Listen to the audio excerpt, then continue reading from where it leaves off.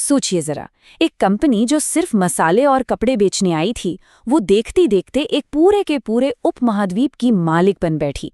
ये कहानी है ईस्ट इंडिया कंपनी की, और आज हम इसी की परतों को खोलेंगे।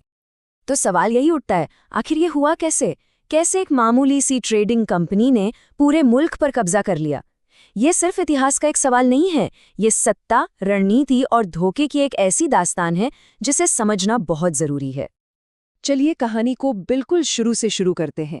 16वीं सदी का अंत था। कुछ अंग्रेज व्यापारी थे जिनके कानों में भारत की दौलत की कहानियां गूंज रही थीं, और बस इसी चाहत में वो एक लंबा, बहुत लंबा समुद्री सफर तय करके यहाँ आ पहुंचे। तो साल 1600 में ईस्ट इंडिया कंपनी बनी। कुछ ही सालों में वो समंदर के रास्ते भारत पहुंच भी गए, और उनका मकसद, देखिए, कागज पर तो मकसद बिल्कुल साफ था, मसाले और कपड़े का व्यापार। उन्होंने सबको यही बताया कि भाई, हम तो सिर्फ कारोबारी हैं, हमें हुकूमत से कोई लेना देना नहीं। लेकिन जैसा कि अक्सर होता है, बातें इतनी सीधी नहीं थी। व्यापार का ये सीधा साधा रास्ता बहुत जल्द राजनीति की टेढ़ी मेढ़ी गलियों में मुड़ गया। कंपनी को एक बात समझ में आ गई थी, असली पावर चीजें बेचने में नहीं, बल्कि पूरे बाजार को कंट्रोल करने में है। अब देखिए, कंपनी ने ये सब कुछ रातों रात नहीं किया। ये एक बहुत ही सोची समझी धीमी चाल थी। उन्होंने शुरुआत की भारतीय बादशाहों से व्यापार की इजाजत लेकर, और फिर धीरे धीरे एक एक इंच करके वो जमीन और अपना असर दोनों बढ़ाते चले गए। यहाँ पर एक बहुत ही दिलचस्प बात है। देखिए, कहने को तो उनका मकसद सिर्फ कारोबार था, लेकिन उनकी असली रणनीति वो कुछ और ही थी। पर्दे के पीछे वो तोहफे, पैसा और, जी हाँ, धोखे का भी इस्तेमाल कर रहे थे, ताकि स्थानीय जागीरदारों और नवाबों को अपनी तरफ किया जा सके। और फिर कहानी में एक ऐसा मोड़ आया जिसने हर चीज को पलट कर रख दिया। एक जंग, एक ऐसी जंग जिसने एक कंपनी को हुकूमत करने वाली ताकत बना दिया। ये थी प्लासी की लड़ाई। ये साल था 1757। इस तारीख को भारतीय इतिहास में हमेशा के लिए याद रखा जाना था। यही वो साल था जब कंपनी ने अपने असली इरादे और अपनी असली ताकत दुनिया के सामने रख दी। कहा जाता है, और बिल्कुल सही कहा जाता है, कि ये जंग हिंदुस्तान में अंग्रेज हुकूमत का असल दरवाज़ा बनी। मतलब इस एक लड़ाई ने कब्जे के सारे दरवाजे खोल दिए थे। तो समझने वाली बात यह है कि ये जीत सिर्फ तोपों और बंदूकों के दम पर नहीं मिली थी। नहीं, इस जीत के पीछे था एक बहुत बड़ा धोखा, एक विश्वासघात।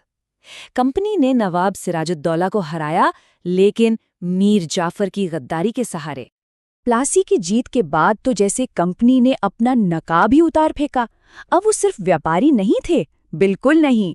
अब उन्होंने हुकूमत का एक खतरनाक खेल शुरू कर दिया था, एक एक करके भारतीय रियासतों को निगलने का खेल।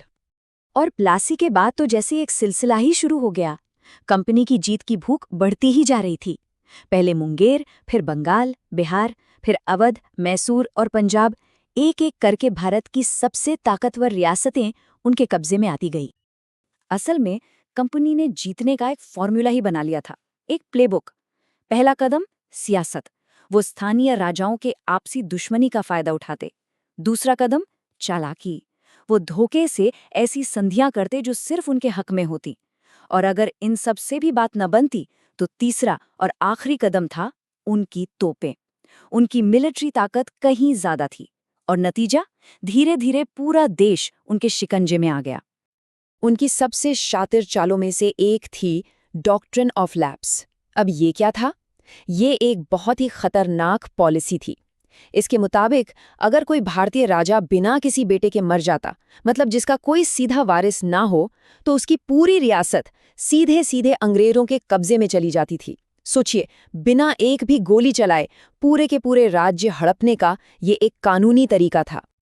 लगभग 100 सालों तक जुल्म और लूट खसोट सहने के बाद आखिरकार भारतीयों के सब्र का बांध टूट गया। साल आया 1857, और एक ऐसा विद्रोह भड़का जिसने कंपनी राज की जड़ों को हिलाकर रख दिया। इसे आज़ादी की पहली लड़ाई भी कहा जाता है, और ये एक जबरदस्त बगावत थी। लेकिन सच तो ये है कि अंग्रेजों के हथियार और उनकी फौज कहीं ज्यादा संगठित थी। इसी वजह से ये विद्रोह सफल नहीं हो पाया। लेकिन इस विद्रोह का एक बहुत बड़ा और सीधा नतीजा निकला। 1857 से पहले भारत पर राज कर रही थी ईस्ट इंडिया कंपनी, लेकिन इस बगावत के बाद ब्रिटिश सरकार ने कंपनी को ही खत्म कर दिया और अब भारत पर सीधा कब्जा था ब्रिटिश सरकार का, यानी ब्रिटिश क्राउन का। तो सवाल ये उठता है कि आखिर उन्होंने इतने बड़े देश पर अपना कंट्रोल बनाए कैसे रखा? गुलामी की वो कौन सी बुनियादें थीं जो उन्होंने रखी? देखिए, उन्होंने एक 3 तरफा रणनीति अपनाई। पहला, आर्थिक स्तर पर उन्होंने इतने भारी टैक्स लगाए और स्थानीय उद्योगों, खासकर कपड़ा उद्योग को ऐसा तोड़ा कि देश की आर्थिक कमर ही टूट गई। दूसरा, फौजी तरीका, आम लोगों से हथियार छीन लिए गए और अपनी ही फौज का इस्तेमाल लोगों के विद्रोह को कुचलने के लिए किया गया। और तीसरा, सामाजिक स्तर पर उन्होंने शिक्षा और कानून पर कब्जा कर लिया और स्थानीय राजाओं को इतना कमजोर कर दिया कि वो सिर्फ नाम के राजा रह गए। तो इस तरह करीब 250 सालों में तस्वीर पूरी तरह बदल चुकी थी। जो कंपनी एक दोस्त और व्यापारी बनकर आई थी, वो अब मालिक और हुक्मरान बन चुकी थी। एक कारोबारी सफर एक बहुत बड़े साम्राज्य में तब्दील हो गया था। और ये कहानी अपने पीछे एक बहुत बड़ा सवाल छोड़ जाती है, एक ऐसा सवाल जो आज भी उतना ही मायने रखता है। आखिर वो कौन सी लकीर है जिसे पार करने के बाद